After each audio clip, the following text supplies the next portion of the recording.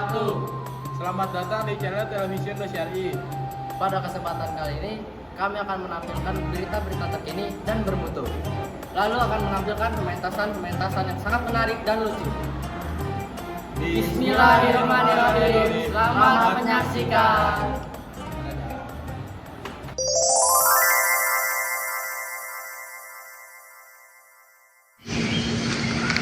Kalian pernah nggak sih kebayang jadi orang kaya, punya rumah besar, mobil banyak, dan bisa jalan-jalan ke luar negeri kapan aja? Pernah banget, tapi baru mikirin tiket pesawat aja, dompet gue isinya cuma harapan doang. Iya, gue juga belum tinggi tapi selalu rendah. Kalian ini lucu ya, jadi orang kaya itu boleh diimpikan, tapi harus penuh dengan usaha, jangan cuma berkhayal. Ya tahu sih, tapi kan mimpi itu gratis, no, lumayan buat semangat. Betul tuh, kalau nggak mimpi, hidupnya jadi kayak jalan tol. Assalamualaikum. Alista, aku numpang kamar mandi dulu ya. Iya. Wah, rame banget nih. Lagi ngomongin apa calon-calon sultan? Iya Bu, kita lagi ngomongin kalau kita jadi orang kaya pasti hidup kita enak banget. Enak itu relatif, nak. Banyak orang kaya yang kaya, tapi hatinya kosong. Iya Bu, jadi orang kaya itu nggak hanya mikirin tentang soal uang ya, jadi harus mikirin tentang hati dan pikiran. Betul sekali. Mempunyai rasa semangat dan juga rasa bersyukur juga bentuk kekayaan loh. Jadi kalau aku punya semangat banyak, aku udah jadi orang kaya dong. Iya, tapi semangatnya bukan cuma main HP ya, Sekar.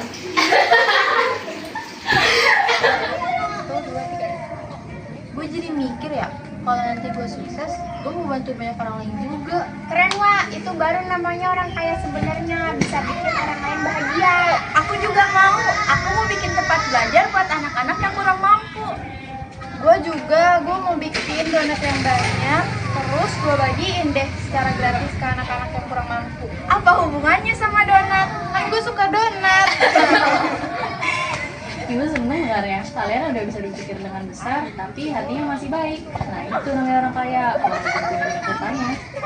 Jadi kesimpulannya kaya itu bukan tentang punya segalanya, tapi soal bisa mensyukuri apa yang kita punya. Setuju!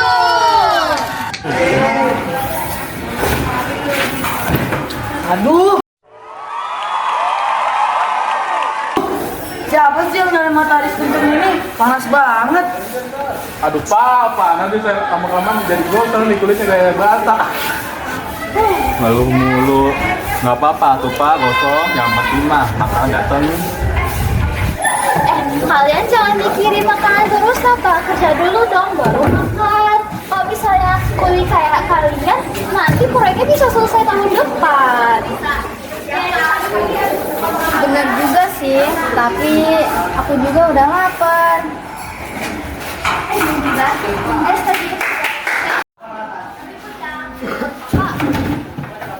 Gimana kalau misalnya abis selesai proyek ini kita liburan aja? Hitung-hitung beli juga. Boleh sih, tapi kemana? Hiburannya keluar aja sambil makan. Iya. Is, dipikir dunia cuma makanan aja. Liburan tuh nggak perlu jauh sih. Yang penting hati seneng, terus dia juga nggak menangis. Gimana kalau misalnya kita liburannya ke taman aja? Piknik gitu di taman? Bener tuh, udah gak jauh. Terus gak perlu biaya transportasi.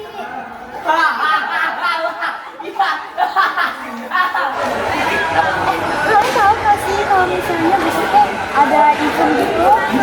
Kalian gak minta nyobain? Ini kamu mau coba gak? Enggak. Enggak kan Pak? Banyak banget ya. Iya. Banyak ya. Enak tau, makasih ya.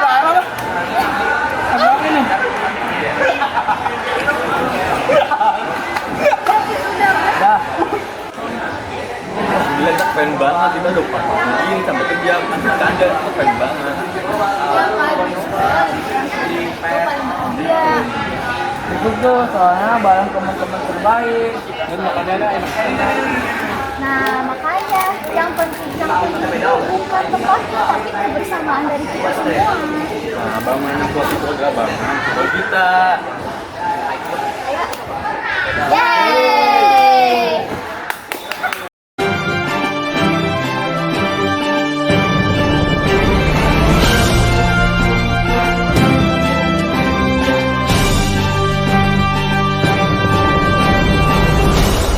Assalamualaikum warahmatullahi wabarakatuh. Selamat datang di acara Breaking News Indosyari pada siang hari ini. Saya Deswita Yuskarwani sebagai presenter yang akan menemani informasi terkini. Terkait, dilaporkan bahwa pasien anak yang berada di Rumah Sakit Jiwa Solo semakin bertambah. Pada Kamis 17 Oktober 2025, Rumah Sakit Jiwa Daerah Dr. Arif Jainuddin, Solo, Jawa Tengah, mencatat adanya kenaikan signifikan jumlah pasien kecanduan ponsel. Dalam 3 bulan terakhir, bahkan sudah ada 35 pasien kecanduan ponsel yang berobat ke Rumah Sakit Jiwa Solo. Pasien yang dirawat inap tersebut terdiri dari 1 siswa SMP dan 1 siswa SMA. Adapun pasien rawat jalan paling kecil usianya 10 tahun. Puluhan pasien tersebut berasal dari Solo dan sekitarnya. Dia menyebutkan ciri-ciri anak kecanduan ponsel biasanya orang tuanya sudah tahu si anak pegang ponsel terus-menerus.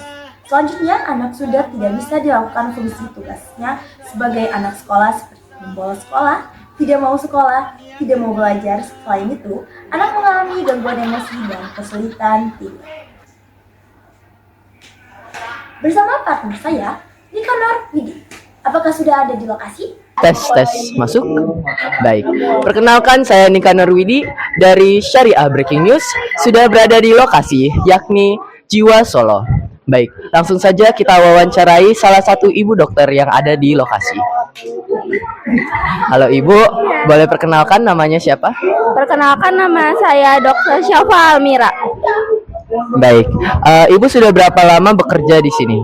Kurang lebih saya sudah di sini selama 1 tahun. Baik, Ibu, saya boleh izin bertanya-tanya ya. Mungkin anak-anak yang masuk di sini kira-kira bisa pulih dan bagaimana cara pulihnya? Apakah di terapi atau gimana? Biasanya dari pihak rumah sakit kita memberikan obat terlebih dahulu, lalu nanti ada terapi perilaku. Baik, terima kasih. Mungkin apa keluh kesahnya bekerja di sini, Ibu Syafa? Biasanya sih ada beberapa, misalnya 2 pasien yang saling berantem dan sulit untuk dipisahkan seperti itu. Terima kasih Ibu Syafa atas waktunya. Izin untuk break 3. Terima kasih. Dia marah, Bu dokter tolong, dia marah Bu, dia marah Bu. Baik, seperti itu kejadian atau yang bisa kita lihat keadaan di Rumah Sakit Jiwa Solo. Aduh, panas banget gak sih hari ini? Panas matahari kamu terkasih. Ya ampun. Halo teman-teman. Kok kalian kayak lemes banget sih? Panas ya? Panas di kipas 1, kipas 2, yang ini mana kipasnya? Sayang banget. Coba kalian tahu nggak kami bawa apa? Coba tebak. Kami bawa apa nih? Jangan-jangan tes buah ya. Salah. Kita punya yang lebih sehat dari itu. Kita punya yang lebih seger. Ya nggak? Iya. Kalian mau tahu? Hitung sampai 3. 1, 2, 3. Tada! Ini dia. Kalian tahu gak? Ini susu yang udah bergizi banget, tapi kemasannya meskipun sekecil ini muat di kantong. Iya, bisa dibawa kemana-mana guys. Iya. Coba deh kalian pegang. Lucu banget kan? Lucu banget warnanya biru. Oke teman-teman, susu ini ya mengandung semua nutrisi yang ada di susu-susu pada umumnya, tapi dengan kemasan yang sekecil ini, semini ini. So, teman-teman harus beli ini sekarang juga di warung terdekat. Beli ya.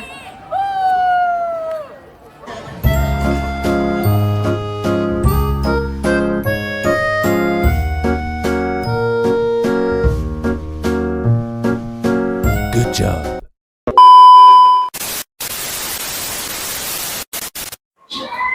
Selamat siang, selamat datang kembali di acara Q&A Indo Syar'i. Di sini saya bersama narasumber yang bisa disebut sebagai kontur. Kira-kira kontur itu apa ya? Mohon maaf. Nah, mungkin untuk para pendengar kita pada hari ini tidak tahu kontur itu apa. Kontur adalah panggilan seseorang yang sudah mendalami ilmu teks anekdot. Oke, di sini saya bersama dengan Bapak Moses. Oke, Bapak Moses. Kira-kira Bapak Moses, saya pernah dengar tuh kalau anekdot itu bukan cuma soal lucuan-lucuan saja, namun seperti ada kayak kritis gitu. Jadi sebenarnya anekdot itu apa sih Bapak Moses? Nah, sebenarnya teks anekdot bukan hanya untuk lelucon saja, melainkan bisa dipakai juga untuk hal-hal serius juga. Oh, seperti itu. Sindiran kecil bukan? Sindiran kecil. Betul, bisa dibilang Oke. seperti itu. Oke. Nah, gimana sih cara buat struktur anekdot yang benar? Terutama pastinya akan dimulai dari pembukaan. Selanjutnya, krisis atau permasalahan. Terus ada reaksi dan terakhir ada penutup. Oke, terima kasih loh Moses. Jadi teman-teman seperti itu bagaimana kalau kita akan membuat struktur anekdot.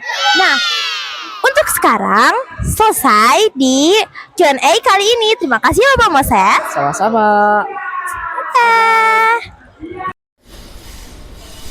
Assalamualaikum warahmatullahi wabarakatuh. Halo semuanya, kembali lagi bersama saya Ratu sebagai pembawa acara Q&A Indo Syar'i. Jadi kali ini kita kedatangan narasumber dengan atas nama. Dengan saya Dinda.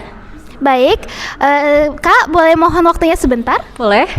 Oke, Kak, kenapa sih empati dan simpati itu berbeda? Bukannya sama-sama merasakan rasa yang namanya peduli ya Kak? Simpati itu ketika kita memiliki belas kasihan terhadap orang lain. Kalau empati itu dimana kita mencoba memposisikan diri kita terhadap orang lain. Dan tentu empatilah yang lebih dalam daripada simpati. Oh, jadi sebenarnya karena itu ya Kak. Terus sebenarnya bisa nggak sih Kak seseorang itu merasa lelah karena selalu sering berempati? Yap, tentu aja bisa. Ini itu disebut dengan kelelahan empati atau empathetic fatigue.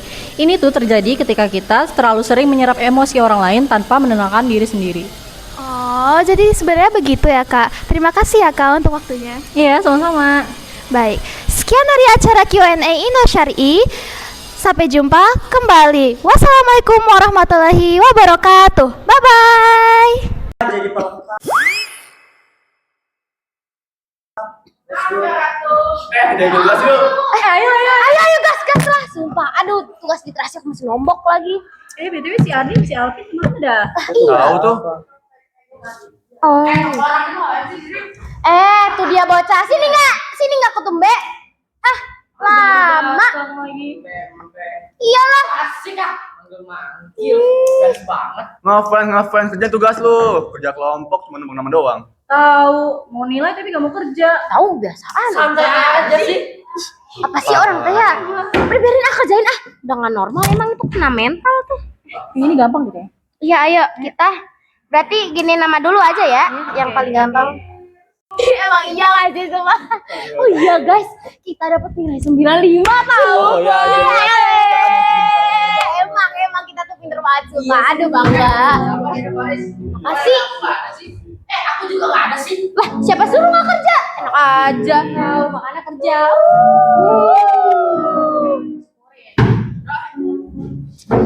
Udah amat. Gamut jadinya.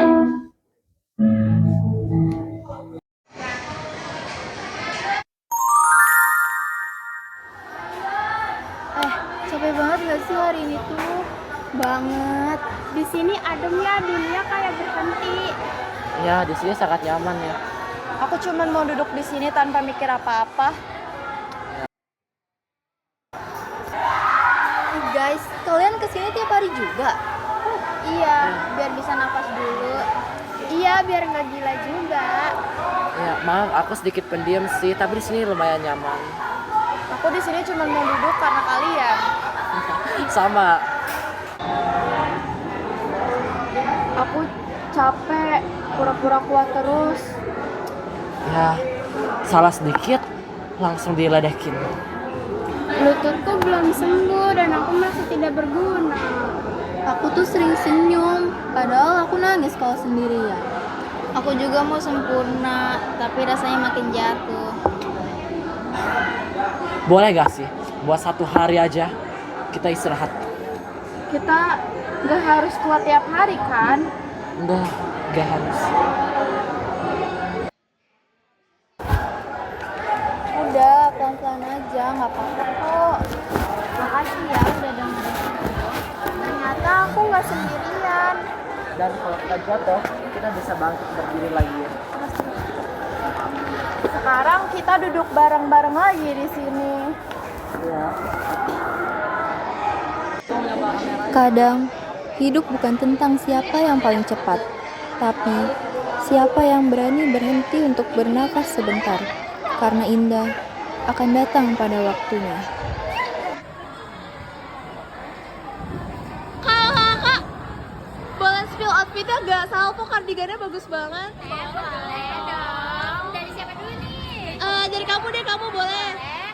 Ini aku pakai kardigan, belinya di PIM, harganya 500.000. Wow, mahal juga ya. Aku pakai sweater dari Singapura, harganya cuma Ikut dong. Halo, kalian lagi ngapain? Lagi ini ya, skill outfit ya? Emang iya kok. Astaga.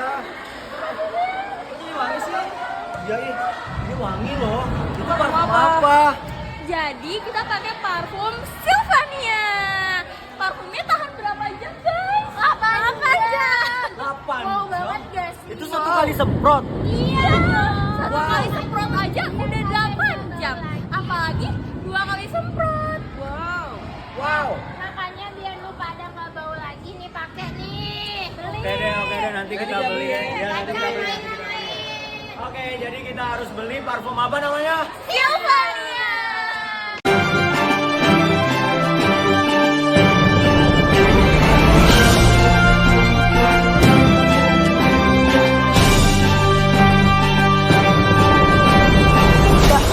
Assalamualaikum warahmatullahi wabarakatuh. Halo pemirsa, kembali lagi di Breaking News Indosyari pada hari ini.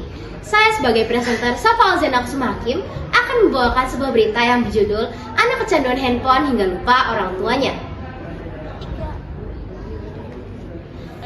Diberitahukan pada tanggal 13 Oktober 2025, seorang anak dilaporkan kecanduan handphone hingga lupa orang tuanya. Setiap hari, ia dapat menghabiskan berjam-jam menatap layar hingga lupa orang tuanya. Ia sempat ditegur oleh orang tuanya, tetapi malah marah dan membantah. Hubungan hangat dalam keluarga pun mulai renggang, karena perhatian sang anak sepenuhnya tersita oleh handphone. Baik, saya bersama rekan saya Nika Norwidi Anantia. Apakah sudah tersambung? Tes. Halo? Oh, sudah kedengeran? Baik, siap. Selamat siang, nama saya Nika Norwidi dari Syariah Breaking News. Saya sekarang sudah berada di lokasi, yakni di pemukiman Citra Jonggol. Sekarang saya sudah ada di dalam rumah Bapak Muhammad Faris, maka langsung saja kita wawancara. Selamat siang Bapak, selamat siang Ibu. Selamat siang. Baik, saya izin wawancara sebentar ya. Boleh, Bapak. Baik, pertama, sekarang Moses sudah berumur berapa? Sekarang anak kami sudah berusia 15 tahun. 15 tahun, baik. Mungkin saya boleh tanya, sudah berapa lama Moses menggunakan gadget atau sejak umur berapa? Kami memberi Moses HP atau tablet itu sejak dia TK, mungkin sekitar 4 atau 3 tahun. Baik, artinya Moses sudah menggunakan handphone atau tablet semenjak sudah 10 sampai 11 tahun. Betul, Bapak. Baik, saya boleh tanya, apakah Moses mendapatkan edukasi ataupun pergi ke sekolah? Ya, dia sudah pergi sekolah sampai sekitar SMP kelas 8, namun sudah putus sekolah. Mungkin apa yang pesannya selama membesarkan anak seperti Moses? Sebenarnya banyak banget ya, Pak. Kalau kesahnya salah kami juga sih ngasih dia handphone sejak dia umur 4 tahun. Jadinya sampai sekarang dia kecanduan handphone sampai lupa sama kita orang tuanya sendiri. Baik, Terima kasih Ibu. Saya izin wawancara Mosesnya ya Bu. Boleh Bapak silakan, tapi anak kami kalau didekatin sama orang suka marah gitu Bapak. Jadi mungkin Bapak bisa pelan-pelan ketika mewawancara. Baik Ibu, boleh dipersilakan Mosesnya. Apa? Apa? Gangguin aku mulu. Diam aja sedikit boleh nggak? Cuma main game aja susah banget. Baik, selamat siang Kakak Moses. Wawancara dulu. Aku boleh wawancara dulu Kakak Moses ya. Ya udah, sok. Kakak Moses sekarang umurnya udah berapa tahun? Kalau Umur apaan? Kalau bilang paling gampang Kakak Moses sudah berapa lama hidup? bicara ya, tapi kalau buat saya tuh matematika itu lumayan. Aku pernah tidak hidup. Ya, kalau Pak. Kakak Moses terakhir kali keluar rumah tuh umur berapa? 10 tahun? 7 tahun? Atau waktu masih kecil atau waktu sudah gede? Aku nggak pernah keluar rumah. Moses nggak pernah keluar rumah. Kalau di rumah biasanya ngapain Moses? Kamu buta? Aku ngapain ini? Artinya Kakak Moses di rumah main game doang ya?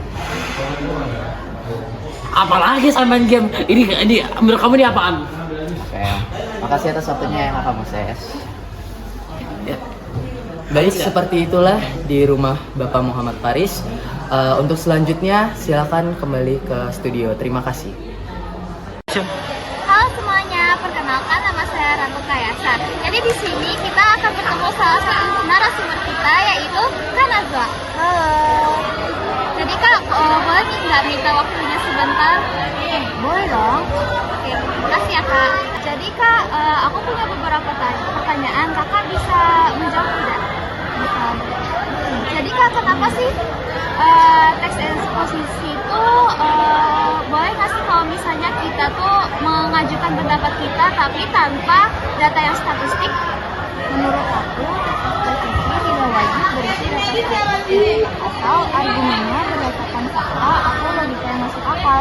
Pendapat tanpa data dipaksa jika objektif dan rasional. Oh, jadi begitu ya Kak. Terus kenapa sih Kak teks eksposisi itu biasanya digunakan dalam pidato ilmiah, artikel opini media dan juga platform penelitian?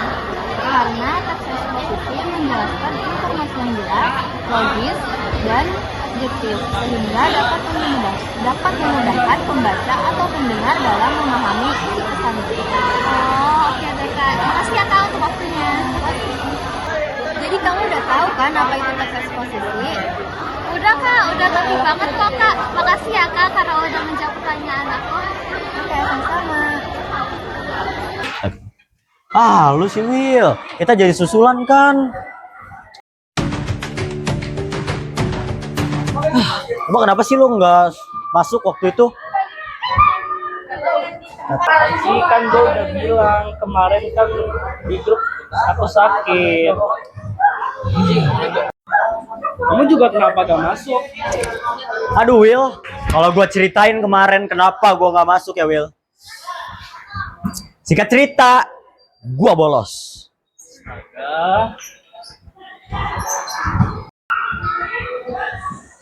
Lu ngapain sih bolos?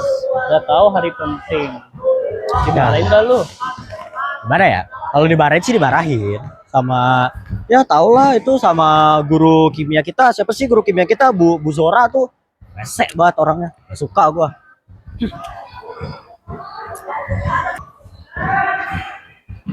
Katanya kita di ruang aula kan ya susulannya. Iya benar, kita susulannya di depan aula sih lebih tepatnya. Ya kita tungguin aja nih Bu Zora di sini. Apa di mana? Di situ ya, di situ. Ayo kita di situ. tunggu.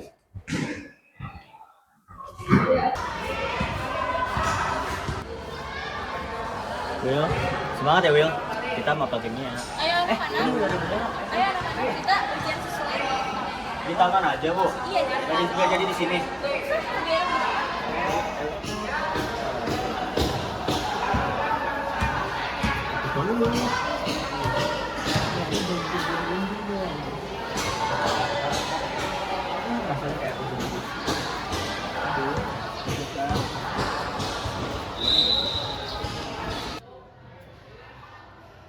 Mana ya?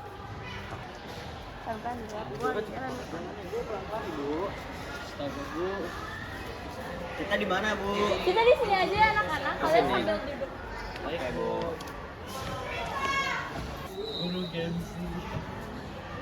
Ibu kirim linknya ke kalian ya anak-anak. Oke, Bu.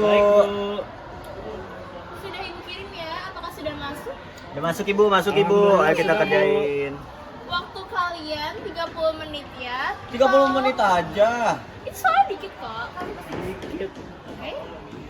Kalian tidak boleh ada yang menyontek. Tolong jangan membuka layar apapun selain layar ujian. Oke? Oke, Bu. Diusahakan.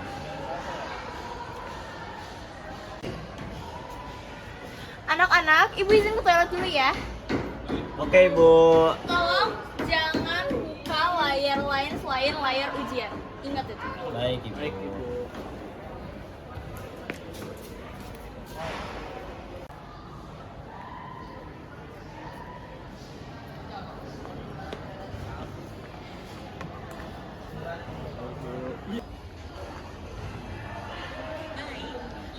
Suara apa itu?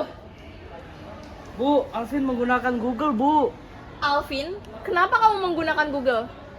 Ibu, maaf. Soalnya susah banget, Ibu. Saya gak bisa.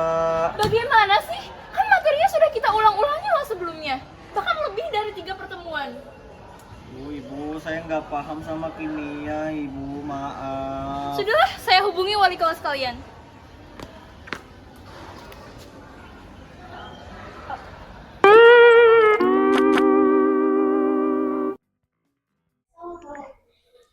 Assalamualaikum warahmatullahi wabarakatuh. Halo semuanya, selamat pagi.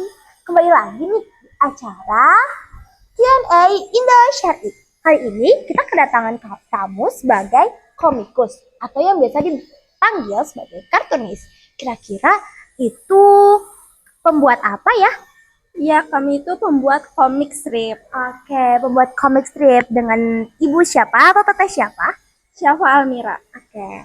Dengan teh Syafa, kira-kira, nah kan komikus itu katanya buat sebuah lucu-lucuan gitu.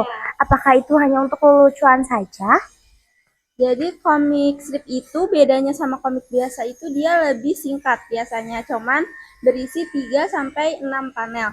Dan dia itu biasanya isinya itu langsung to the point, jadi langsung nyampe ke hati yang membacanya. Oh, sindiran kecil gitu ya. Jadi komik strip sama komik biasa itu perbedaannya seperti itu, benar. Oke, nah di komik itu apakah kita harus jago gambar? Enggak juga sih, yang penting kita itu memiliki karakter yang kuat dalam membuat gambarnya. Jadi walaupun mungkin gambarnya simple tapi lucu, pesan yang ingin disampaikan itu bisa gampang diingat gitu. Oh, yang penting ada artian dalam setiap gambar gitu teman-teman, benar? Ya. Oke, terima kasih ya Teh Syafa atas pembelajarannya untuk hari ini. Baiklah, selamat jumpa di Q&A berikutnya. Dadah!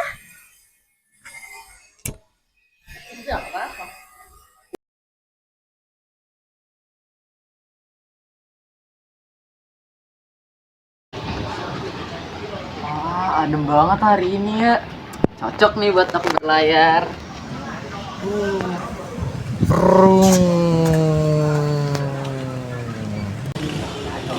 Kamu ngapain sih? Halo Ratu, aku lagi berlayar. Wah, belayar apaan? Lautnya mana, Nik? Kami latihan dulu, biar nanti aku kalau ke depan bisa jadi nelayan. Latihan. Ya udah, aku juga mau latihan. Latihan apa? Ratu. Nih, ombak sampah. Ratu, kok buang sampah sembarangan? Iya, Ratu. Tenanglah guys, nanti kan juga kan ke bawah hujan. Pemikiran kayak gini nih yang bikin lingkungan kita tercemar. Bener kata si Bila. Kita tuh harusnya nggak buang sampah sembarangan, nanti bisa mampet di selokan. Betul. Tapi kalau begitu kita kan cuma bertiga, gimana caranya kita bisa ngejaga lingkungan? Bisa dong, kalau niat semua itu pasti bisa. Betul, layar sejati kan nggak cuma mau bersihin laut, tapi juga bersih daratannya. Maksudnya gimana nih? Ya kayak yang tadi aku bilang, kan secara nggak langsung sampah yang kita kita buang sembarangan bisa mengalir ke dalam selokan, terus juga nanti akhir-akhirnya masuk ke laut. Oh, jadi begitu ya. Iya Ratu. Makanya mulai dari sekarang kita bersihin lingkungan yuk. Oh ya udah, ayo, aku juga mau ikutan. Oke.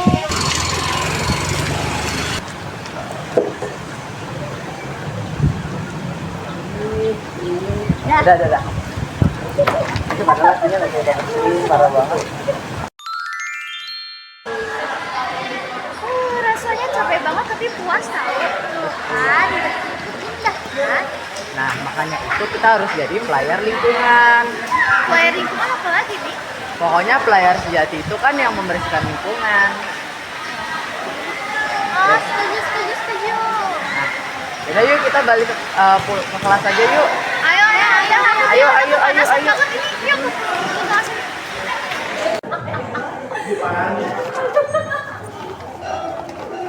Ini kamu ngapain lagi? Aku lagi bikin perahu-perahuan lagi. Buat apa bikin lagi? Ya biar kita bisa ingat apa sih jadi pelayar sejati itu harus kayak gimana gitu. Jadi kita selalu ngebersihin lingkungan gitu. Oh, jadi gitu. Ayo pulang. Yaudah yuk pulang. Kalian Udah kayak mau hujan nih. Iya, udah nih, udah gelap nih. Yaudah yuk.